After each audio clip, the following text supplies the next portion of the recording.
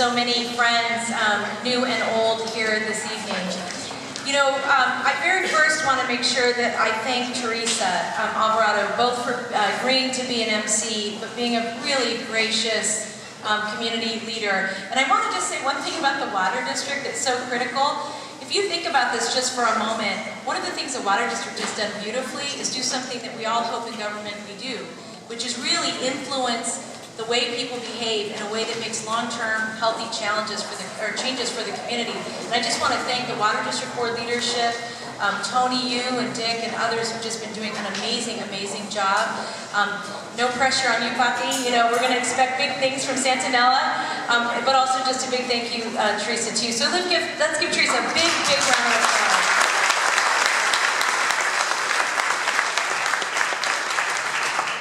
And when people say government isn't creative, just say, that's not true. We know it's not true because we know creative people. I just am so delighted to see so many of you, and I know that the Water District did such a good job that it actually made it rain. So well done, and because of that, we have a few people who are really behind schedule, and one of them is Norm. So we'll give you Norm sightings as the evening goes on. So let me just talk a little bit about why I wanted all of us to come together. I have been very blessed, and many of you in this room have been, you work in public service or you're volunteers, but I have been blessed to get the opportunity to serve the public. And it really is, honestly, I think very few things have humbled me as much, maybe beyond being a parent, which is a humbling experience every day. But that is the opportunity to serve others. And I just want to say how much myself and my entire staff that are here, and they are amazing, understand that the whole purpose of us serving is to make sure that we maintain accountability with all of you. It is my job to help you in all of the efforts that you have to succeed. It is your job to make sure I do a good job. I represent the most challenged part of the county. I have to do better than a little bit of a good job. I need to excel, and I would not be able to do that but for all of you, your leadership and your help. And I am really excited, really so excited to see that, I heard Joe Smitty was here. Where is he? Oh, there you are. Oh, he's dressed down. I don't usually see Joe with that tie, so I'm sorry to recognize him. But really, I work with some really amazing people. Because of that, the county has been able to do some really amazing things.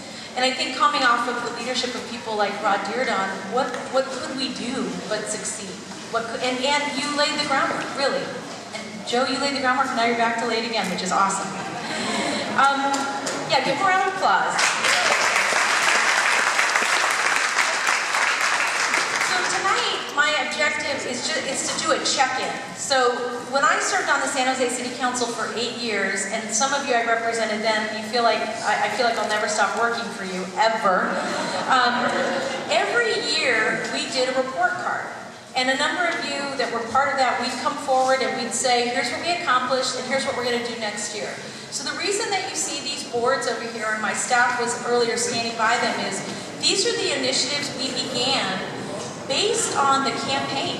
Both Teresa and I heard a lot of different feedback from the public, and that feedback really led us to create our first year's agenda, and tonight's my opportunity to check in on that.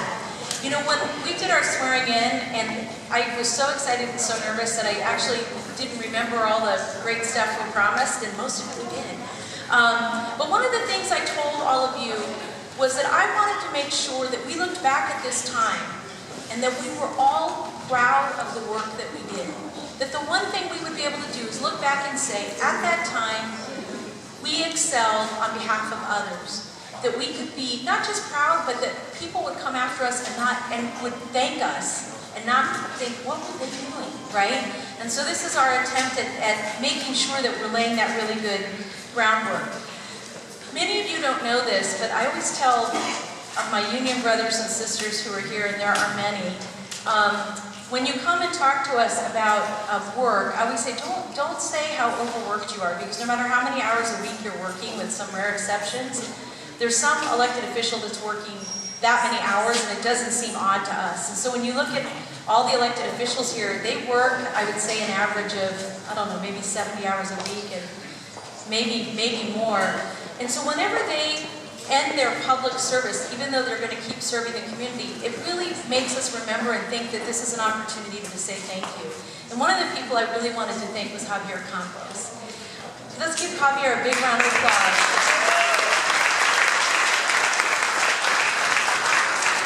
And I wanted to say why Javier in particular is so important. And there are a number of other people who are going to be leaving this year, like Paul Fong and others, who took tough votes on behalf of their community over and over and over again, and never asked to be thanked, and never asked for any special treatment, or never asked for anything but to continue to serve.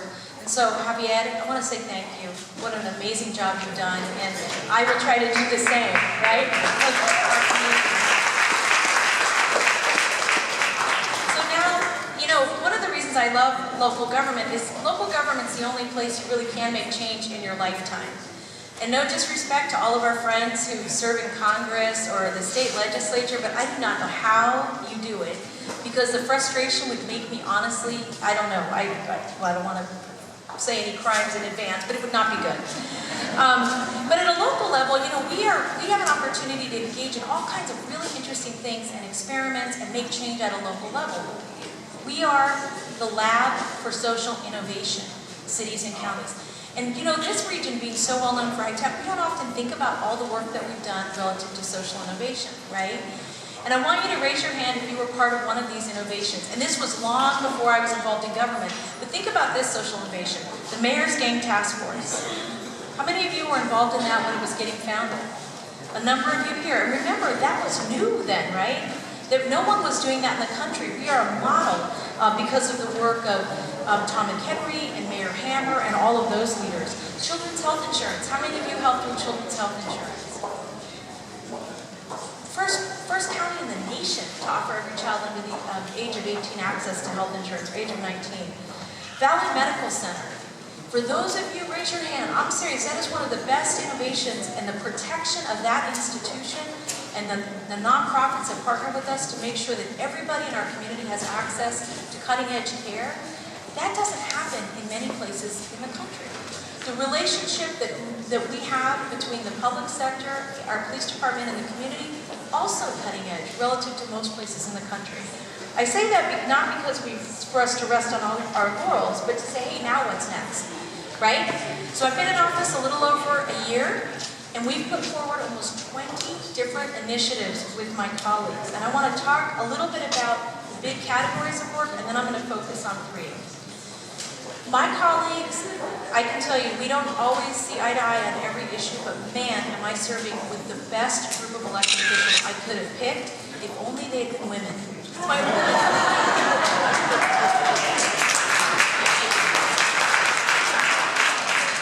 let me talk about public safety. Great partnerships with the sheriff and the DA's office. In fact, we have one of the new programs that we've had, or brought it back, is our community prosecutors. And I know our community prosecutor team are here. If they could just stand up and raise their hands. These are...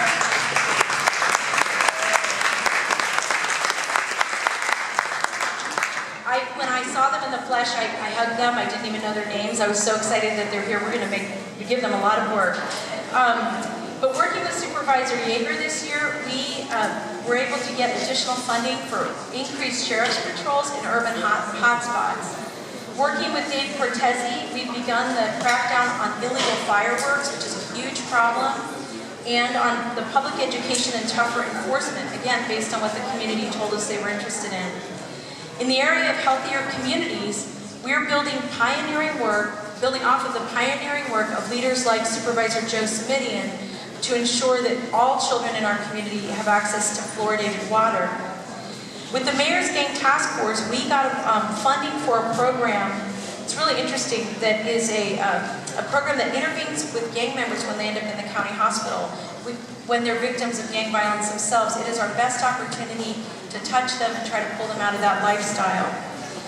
Let me just talk about one of the other posters is around how we're going to end cycles of abuse.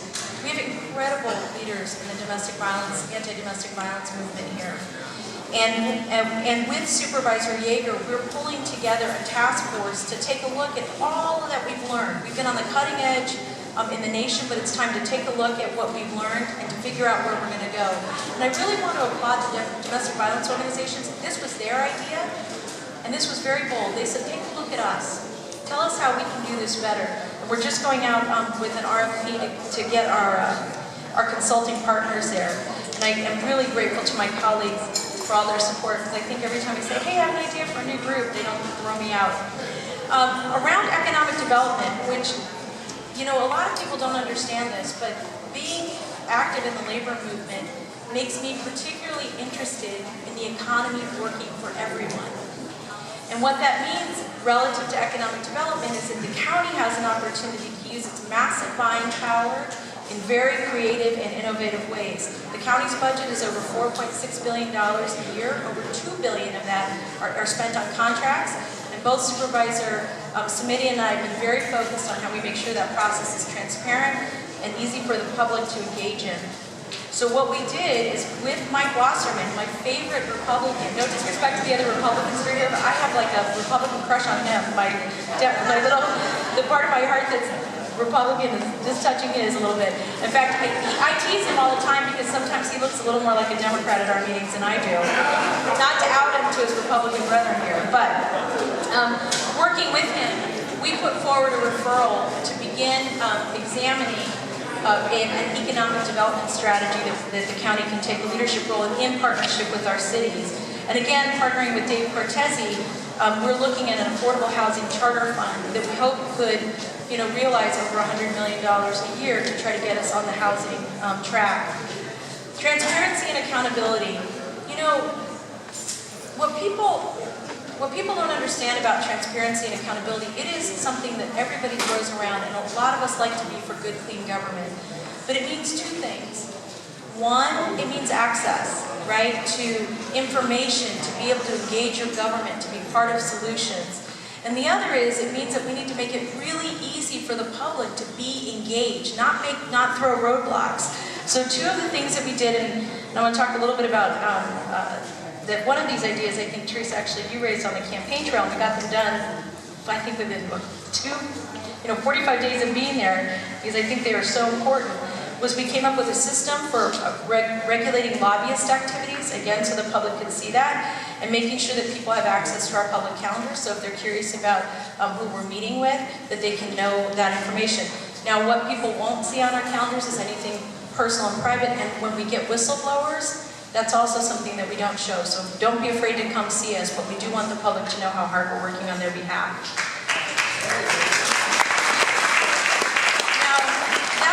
List. Like there's more, right? Like we've been really, really busy. We've been annoying a lot of people.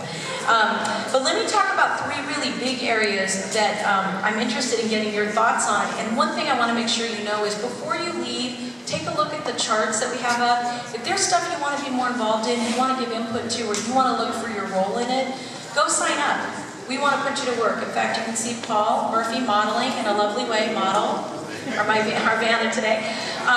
The cards that you can fill out, and we're going to stick around to talk to you because we want you involved. So let me talk about one of the big initiatives, and that was our commission to fight human trafficking.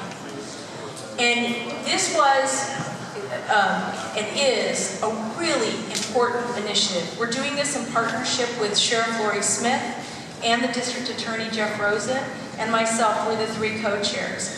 But every member of the Board of Supervisors has contributed in some way to us being able to fight this terrible scourge. And this is an example of us thinking that there's a problem somewhere else that someone's going to solve and we're going to send money to solve it. That's not it. Human trafficking happens around the globe. This region is considered a hot spot by the FBI. The type of crime is the second most lucrative crime globally outside of arms trade. And it's growing. So the commission, made up of a bunch of really great government and nonprofit and business leaders, the labor movement, the Chamber of Commerce is there. We are looking at ways to really link our systems together so that we can be part of stamping it out here and then in the region and contributing to the international fight. In fact, one of the community prosecutors who stood up they're already working on prosecuting crimes. It is amazing the work these folks have already done. One other thing I'll just make sure you all know is that as part of this fight, Dave moved in the budget a dedicated human trafficking team within the Sheriff's Department and the DA's Department, and they have created a task force that's working on this. So if you have leads, you want to make sure you talk to someone, we can connect you to them. Supervisor Submitting has agreed to co-chair, along with Erica Wood from the Community Foundation and the DA, a community response team that's going to take a look at the policies that come up. We're going to really challenge our local foundation partners to fund our local nonprofits to do this work. Don't feel compelled to send your money somewhere else. Spend it here to build our own. Yes, come on, you guys, that's where it goes. And I'm very grateful for the leadership my colleagues have taken, seriously, every one of them. The other thing I wanted to talk about, which is you may recall that earlier this year, we had another discussion about what we should do relative to ICE detainers. And this was before the law change. But what happened is it caused a very important debate at the Board of Supervisors level. And one of the things I was concerned about, and I know a number of my colleagues were, is are we keeping people in jail who are in fact dangerous, or are we keeping people in jail who may simply be poor or have other challenges? Because of that, we created a bail release work group. And I didn't want to tell you what the acronym we initially started out with. It was just ugly and long. But what we did was we're taking a look at one fact. So 58,000 people a year get arrested in Santa Clara County. Less than 3% of them, we believe, are undocumented. So when we started to talk about public safety, there was, as you remember, there was a rush of people being afraid of people who were undocumented. And what we learned is that that's probably not the problem. And at the same time we were having this debate, there were people who got out of jail who committed acts of violence against their families. So we really have to roll up our sleeves and figure out what's going on, take a look at our pre-trial services, our partnerships with probation and the courts. And I'm so pleased to say that that working group has the courts and every component of the criminal justice system on it, and community organizations like DBUG, who've been really fighting to make sure that we do what we have. DBUG here, to make sure that what we're doing is not having a criminal justice system, but just a justice system, right? That's what we're working on. So now, this is the last initiative I want to talk about. These are the ones that are also the most to my heart and challenging and all those things. As you heard tonight, many of you probably were listening in your car to President Obama talking about immigration. And I'm going to come back to immigration in just a minute because I think that's going to pose another opportunity for the county. But one of the community groups who's been here for many years, who's really been asking for a deeper, more meaningful partnership with the county has been the Vietnamese American community. And the Vietnamese American community, we have the largest population in any single city of Vietnamese folks outside of Vietnam in San Jose. And Santa Clara County is one of the homes to one of the largest Vietnamese populations in the United States. If you look at our entire county, almost 4 in every 10 people who live here are foreign-born. In homes around this valley, there are like 57 different languages, and I forgot what the percentage is, but it's almost close to 50 of people who speak a language other than English at home. Now here's the great beauty of that. The great beauty of that is all of the wonderful things that we're doing, human trafficking, our bail and release work, the work that we're going to be doing around public safety, the work we're doing with healthcare, the Affordable Care Act, and our partnerships with VMC and Gardner and other great groups. All of that we're doing in one of the most diverse places in the world. We look like what the whole world will look like. So it is very important for us to understand, how to make, at a local level, these connections and share that, right, as more and more places in the world look like we do. So both Teresa and I, when we were on the campaign trail, heard a lot from the Vietnamese community about what they thought they wanted from the county. And what came out of that was this idea around creating a Vietnamese American service center that would be focused on health. And one of the most exciting days since I've been in office was the day that we took this vote, and it was unanimous. My colleagues all supported this. I was so humbled to see a unified community from all different sides of the Vietnamese community come together and in one voice say, yes, this is the direction we want to go.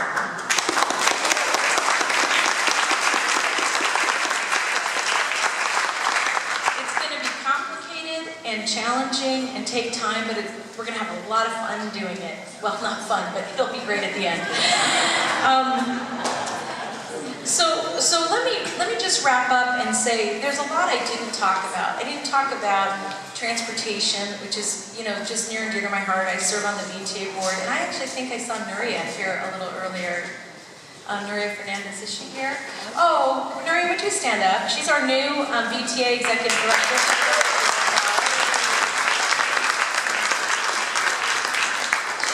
Very special leader.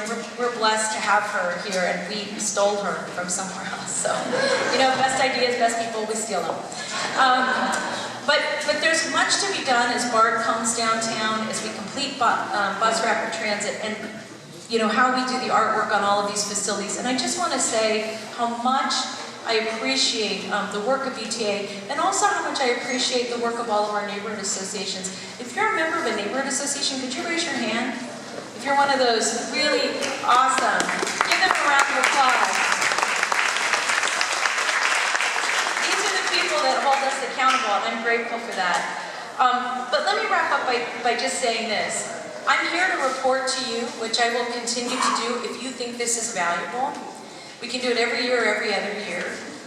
I'm interested in knowing what you want us to be working on. We're going to stick around and let you give us feedback to that end. And as importantly, I'm interested in your vision for the Valley. This is the beginning, for me, of this one phase of work, but it's a continuation of a movement that's focused on this. When I talked about us being the grand experiment we are, we live in a very prosperous place. I heard today that our unemployment rate was something close to 5.6. here in the Valley. But what that means is that we have some people with one great job and other people with three okay jobs, right? Trying to keep their families together. And so here is our great challenge. Using the county, our partnerships with cities, our partnerships with the labor movement and the chambers of commerce, not just to dream a new way to do this work, but to demonstrate how to do it. To put ourselves through the paces to deal with those really big issues, homelessness, affordable housing. And what I'm absolutely confident in is we, all of you bold, creative people who've been part of innovating and change-making here, are going to help us continue a movement that really looks at equity and inequity as the measure as to whether or not we are changing the world at a local level. So I want to thank you very much, and just for each of you coming out, and on a rainy day, I really appreciate it. I want to give yourselves a round of applause real quick.